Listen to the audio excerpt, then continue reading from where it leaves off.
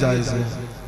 یا آپ نے تجارت کے لیے لون لیا اور جہاں پہ آپ نے تجارت کے لیے لون لیا ہے وہاں پہ اس شہر میں یا اس گاؤں دیہات میں وہ تجارت خوب چلتی ہے, آپ کو اطمینان ہے کہ جتنا لون پر انٹریسٹ دیں گے اس سے بہت زیادہ کما لیں گے, تو تجارت لون لینا بھی جائز و درست ہے.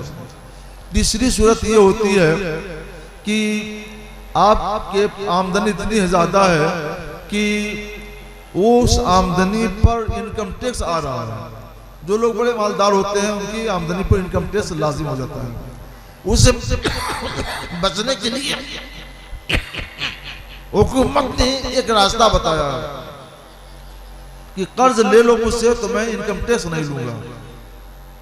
تو اگر انکم ٹیکس سے بچنے کے لیے کوئی لون لیتا ہے تو لون پر انٹریسٹ کم دینا پڑے گا اور قرض اور کیا کہتے ہیں اور انکم ٹیکس دے تو انکم ٹیکس زیادہ دینا پڑے گا, تو کم دے کر زیادہ بچانا ہے, لہذا یہ بھی جائز ہے.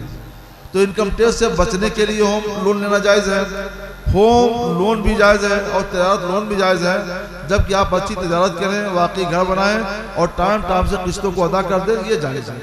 اس کے علاوہ جو اور طرح طرح کے لون ہیں تو وہ ناجائز ہے, اس سے بچیے. اور یہ جو 3 لون ہیں ان کی اجازت ہے. حضور ایک سوال یہ آیا ہے کہ خلا کیا ہے اور خلا کا طریقہ کیا ہے؟ صاحب ہم لوگ خلا سے لوگوں کو بچنے کی ہدایت کرتے ہیں. خلا ایک قسم کی طلاق ہے جس میں شوہر عورت کو مال کی شرط پر طلاق دیتا ہے, یعنی یہ شرط رکھتا ہے کہ تم اپنا مال معاف کر دو تو میں تجھے طلاق دے دوں, یا اتنا مال دے دو تو اس کے بدلے میں تمہیں طلاق دے دوں.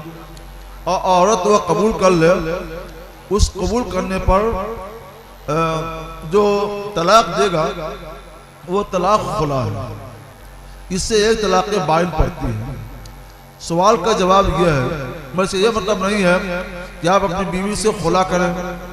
ایک تو اس کو آپ نے اپنی زوجیت سے باہر کر دیا, یہی بہت بڑی زیادتی کی بات ہے, اور دوسرے آپ اس سے مال وصول کریں, یہ دوسری زیادتی ہے. وہ کہاں سے پیسہ پائے گی جو آپ کو مال دے گی؟ تو طلاق سے بچیے اور خلا سے خاص طور پر بچیے. جو حضور میرے خیال سے وقت کو دیکھتے ہوئے آخری سوال لیتے ہیں, اس کے بعد میں اختتام کی طرف چلتے ہیں. وہ سوال یہ ہے کہ زید نے اپنی بیوی کو کہا جا میں نے تجھے طلاق دیا, اور یہ لفظ یہ متعدد بار وہ دہراتا رہا, تو پوچھنا وہ یہ چاہتے ہیں کہ اسے کتنی طلاق واقع ہوگی؟ صاحب اگر 100 مرتبہ کہہ دے گا تو 100 تو نہیں پڑے گی, کیونکہ طلاق کل 3 ہی مرتبہ ہے, تو 3 تو پڑ جائے گی اور باقی لغو ہو جائے گی. لیکن ایک ساتھ 3 طلاقیں دینا یہ ناجائز اور گناہ ہے. حدیث میں ہے کہ حضور سید عالم صلی اللہ علیہ وسلم کی بارگاہ میں 3 طلاق کا مسئلہ پوچھا گیا تو سرکار ناراض ہوئے اور فرمایا کہ میری موجودگی میں اللہ کی معصیت اور نافرمانی کی جاتی ہے, یہ اللہ کی معصیت اور نافرمانی ہے, اس سے بچیے. بیویوں سے تھوڑی بہت بھول چک ہو جاتی ہے, سب سے بھول چک ہوتی ہے, مردوں سے بھی ہوتی ہے اور بیویوں سے بھی ہوتی ہے. تو اس کا علاج یہ نہیں ہے کہ ان کو طلاق دے کر یا ان سے خلا لے کر ان کو الگ کر دیا جائے, بلکہ اس کا علاج یہ ہے کہ ان کو سمجھا بجھا کر رکھیں, ان کو طلاق نہ دیں, طلاق سے بچیے تاکہ آپ کے گھر کا ماحول بنا رہے. مجھے ایک واقعہ یاد آتا ہے کہ ایک بزرگ گزرے ہیں امام ابو الحسن خرقانی رضی اللہ تعالیٰ عنہ, تو ان کی بیوی ان کے لیے بڑی بد زبان تھی, نازیبا الفاظ بول دیا کرتی تھی.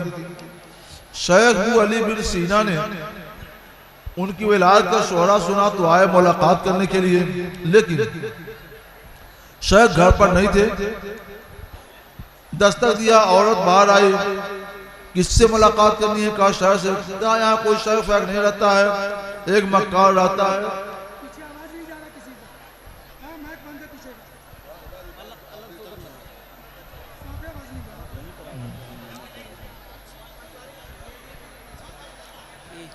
تو بہت کچھ برائیاں بیان کر دی ان کی. تو وہ واپس چلے آئے.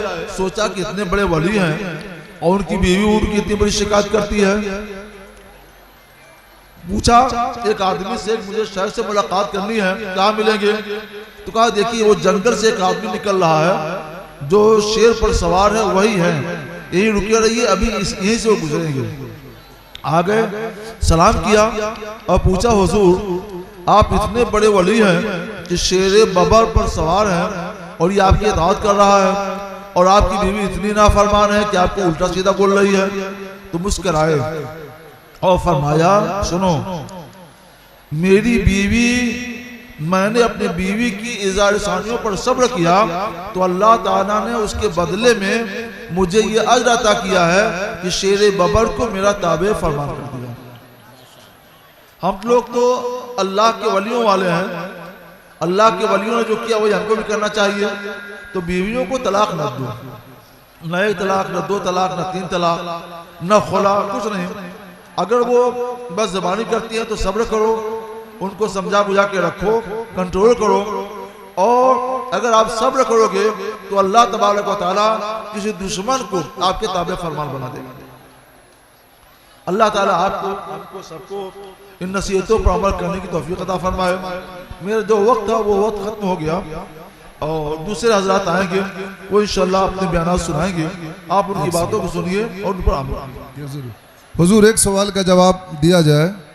شہروں میں بمبئی وغیرہ میں 2 لاکھ 4 لاکھ 5 لاکھ روپیہ دے کر فکس ڈپوزٹ پہ لوگ مکان لیتے ہیں جس کا کوئی کرایہ چارج نہیں کیا جاتا. جب وہ چاہتے ہیں اپنی فکس ڈپوزٹ لے کر ان کا مکان خالی کر دیتے ہیں. کیا اس طرح کی رقم دے کر مکان لینا جائز ہے یا نہیں؟ یہ فکس ڈپوزٹ نہیں ہے, یہ ہیوی ڈپوزٹ ہے. اس کا نام ان لوگوں نے ہیوی ڈپوزٹ رکھا ہے. ہیوی ڈپوزٹ بھی قرض کی ایک صورت ہے, سودی قرض. تو وہ کیا کرتے ہیں کہ مثلا 10 لاکھ روپے دے دیتے ہیں قرض, اور اس کا مکان, مقروض کا مکان اپنے پاس رکھ لیتے ہیں 4 سال 5 سال کے لیے کہ جب وہ قرض ادا کرے گا تو یہ مکان اس کو واپس کر دیں گے. اور یہ 4-5 سال تک جب تک وہ قرض نہ دے اس کے مکان کو, اس کی دکان کو اپنے حساب سے استعمال کرتے ہیں, اس سے فائدہ اٹھاتے ہیں. تو یہ قرض پر سود لینے والا مسئلہ ہے, حرام و گناہ. ماشاءاللہ بہت خوبصورتی کے ساتھ یہ پروگرام اپنے انجام کو پہنچا. الحمدللہ آپ نے بہت اچھے سے اس پروگرام کو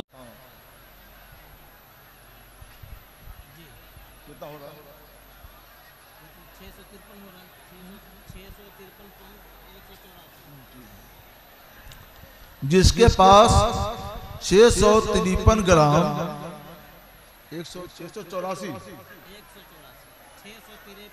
اچھا, جس کے پاس 653 گرام اور 184 ملی گرام چاندی ہو, اتنی چاندی ہو یا اتنی چاندی کا جتنا دام بنتا ہے اتنا دام ہو تو وہ مالک نصاب ہے. ماشاءاللہ 653 گرام اور 184 ملی گرام چاندی. تو جس کے پاس اتنی چاندی ہوگی وہ مالک نصاب ہے. یا چاندی تو اتنی نہیں ہے, چاندی کم ہے, ہمارے پاس روپے بھی ہیں, روپے اور چاندی دونوں ملا کر اس کی قیمت اتنی ہو جاتی ہے کہ وہ 653 گرام 184 ملی گرام ہو جائے تو اس پر زکوٰۃ فرض ہے اور وہ مالک نصاب ہے.